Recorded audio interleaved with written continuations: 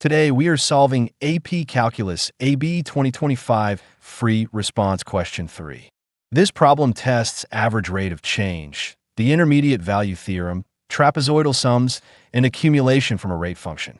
This question is from the No Calculator section, so every calculation should be done by hand. A student starts reading a book at time, t equals 0 minutes, and continues reading for the next 10 minutes. The rate at which the student reads is modeled by a differentiable function, r, where r, t, is measured in words per minute. The table gives selected values of the reading rate, r, t.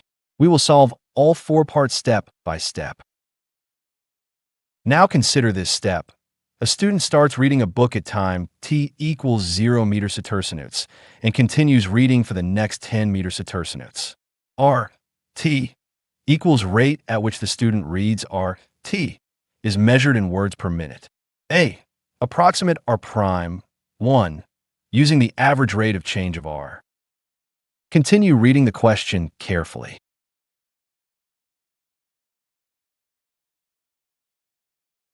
A student starts reading a book at time t equals 0 minutes and continues reading for the next 10 minutes.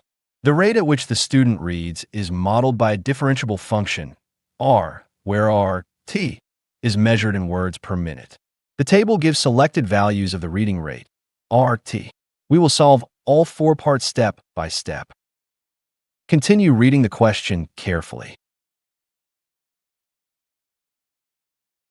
Now consider this step, d, w, t, equals minus 3 over 10t to the power of 2 plus 8t plus 100. Find how many words the teacher has read after 10 meters to tercinutes. The top row gives time in minutes. The bottom row gives the student prime s reading rate in words per minute. These values tell us how fast the student is reading at different times, not the total number of words read. This is very important. Since r, t, is a rate in words per minute, integrating RT over time gives the total number of words read. R0 equals 90. R2 equals 100. R8 equals 150. R10 equals 162. RT equals rate. The integral of RT dt equals total words. Part A asks us to approximate r prime 1. Since we do not have a formula for r, t, we use the average rate of change of r over the interval from 0 to 2. Continue reading the question carefully. A equals 0. B equals 2. R prime 1 approximately equals r2, r0 over 2 meters to tercinus 0. R2 equals 100. Here, A equals 0 and B equals 2. We approximate r prime 1 using the slope of the secant line from t equals 0 to t equals 2. From the table, r2 equals 100 and r0 equals 90. So r prime 1 is approximately 5. Now we must include the correct units. Since RT is measured in words per minute, and we are finding the rate of change of R with respect to time in minutes, the units are words per minute. Therefore, R prime 1, 5 words per minute, or 5 words per minute squared.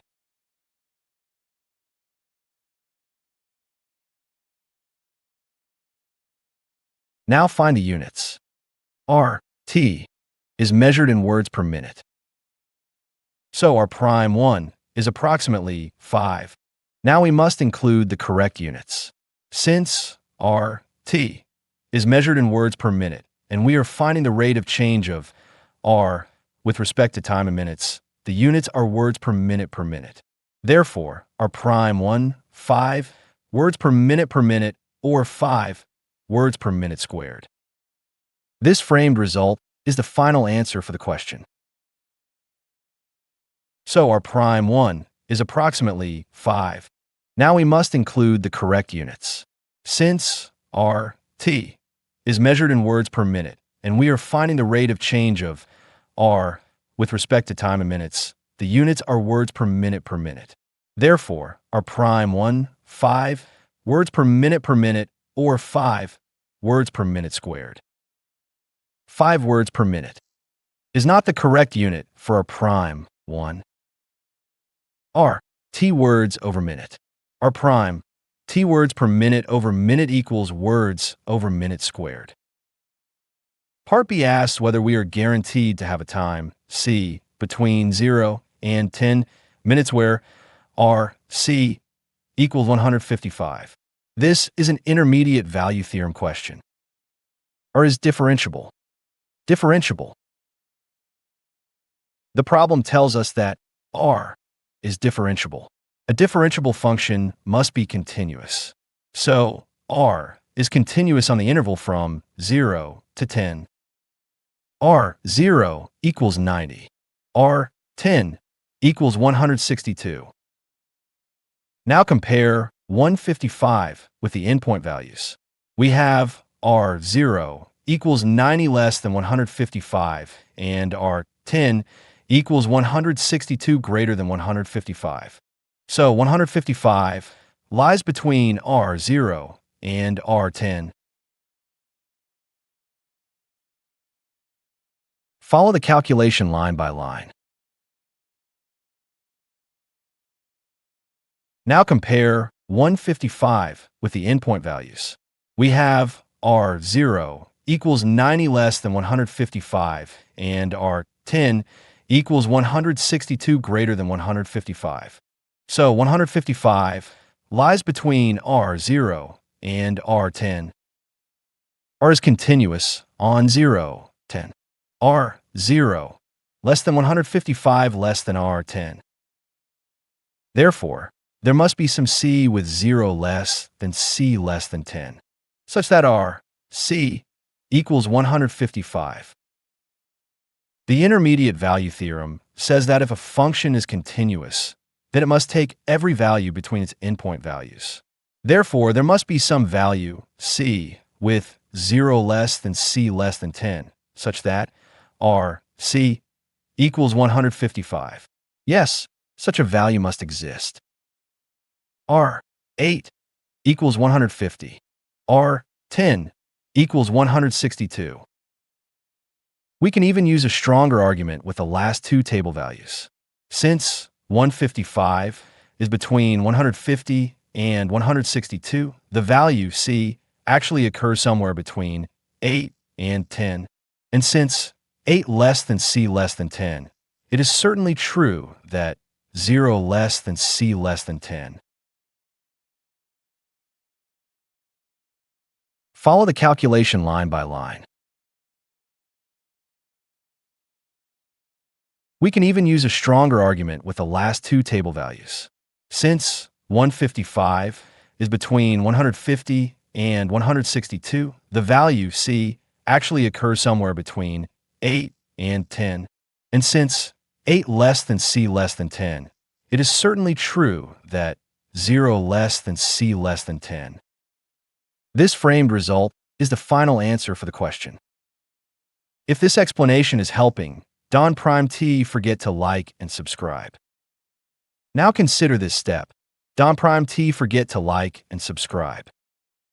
Part C asks us to approximate the integral of RT from 0 to 10 using a trapezoidal sum. Since RT is measured in words per minute, this integral represents the total number of words read by the student from t equals 0 to t equals 10. Continue reading the question carefully.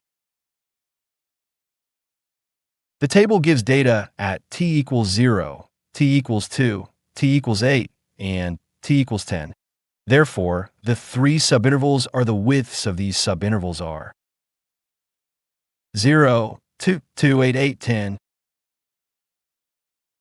The table gives data at t equals 0, t equals 2, t equals 8, and t equals 10.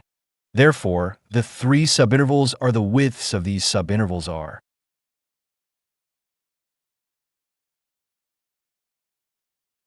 For each subinterval, The trapezoid area is 1/2 times the sum of the left and right heights times the width. In this problem, the heights are the r, t values from the table. Here, the heights are r, t values. Now we build the trapezoidal sum over the 3 subintervals. This is the correct trapezoidal setup. Follow the calculation line by line.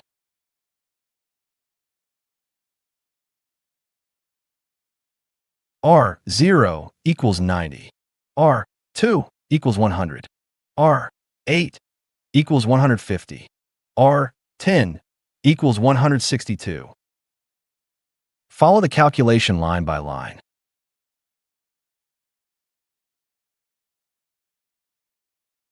The first trapezoid contributes 190.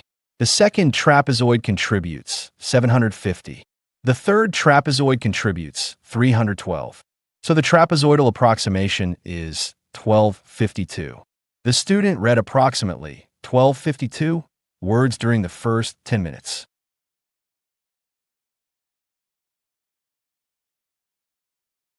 Follow the calculation line by line.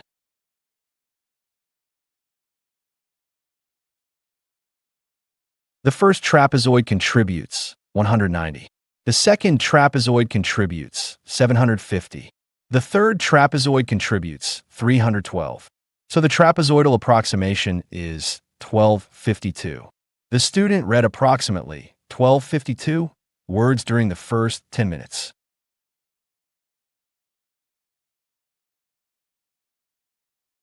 Follow the calculation line by line. The first trapezoid contributes 190. The second trapezoid contributes 750. The third trapezoid contributes 312. So the trapezoidal approximation is 1252. The student read approximately 1252 words during the first 10 minutes. The subinterval widths are not all equal. 0, 2 has width 2. 2, 8 has width 6. 8, 10 has width 2. Part D gives the teacher prime S reading rate, W, T, measured in words per minute. We are asked for the total number of words the teacher has read by the end of 10 minutes. Continue reading the question carefully. W, T, equals rate in words per minute. Total words equals sub 0 to the power of 10 W, T, dt. Now substitute the formula for Wt. This setup earns the integrand point because we are integrating the rate function. Follow the calculation line by line. Now find the antiderivative term by term. For the first term, add 1 to the exponent and divide by the new exponent. So the antiderivative is the integral of minus 3 over 10t to the power of 2 dt equals 3 over 10 cubed over 3. So this simplifies to equals minus 1 over 10t to the power of 3. Now find the antiderivative term by term. For the first term, add 1 to the exponent and divide by the new exponent. So the antiderivative is the integral of 100 dt equals 100t. The integral of minus 3 over 10t to the power of 2 plus 8t plus 100 dt equals minus 1 over 10t to the power of 3 plus 4t to the power of 2 plus 100t. Sub 0 to the power of 10 minus 3 over 10t to the power of 2 plus 8t plus 100 dt equals minus 1 over 10t to the power of 3 plus 4t to the power of 2 plus 100t0 to the power of 10. Minus 1 over 10t to the power of 3 plus 4t to the power of 2 plus 100t0 to the power of 10 equals minus 1 over 10, 10 to the power of 3 plus 4, 10 to the power of 2 plus 110. Minus 1 over 10, 0, to the power of 3 plus 4, 0, to the power of 2 plus 100, 0. So this simplifies to equals minus 1 over 10, 1000, plus 4, 100 plus 1000. 0 plus 0 plus 0. Follow the calculation line by line. Now evaluate the antiderivative from 0 to 10. Substitute 10, then subtract the value at 0. So the teacher read 1,300 words. Based on the model, the teacher has read 1,300 words by the end of the 10 minutes. The final answers are: Part A, 5 words per minute squared. Part B, yes, by the intermediate value theorem. Part C, approximately 1,252 words. Part D, 1,300 words. This framed result is the final answer for the question. The final answers are: Part A, 5 words per minute squared. Part B, yes, by the intermediate value theorem. Part C, approximately 1,252 words. Part D, 1,300 words. This framed result is the final answer for the question. Difference quotient. Intermediate value theorem.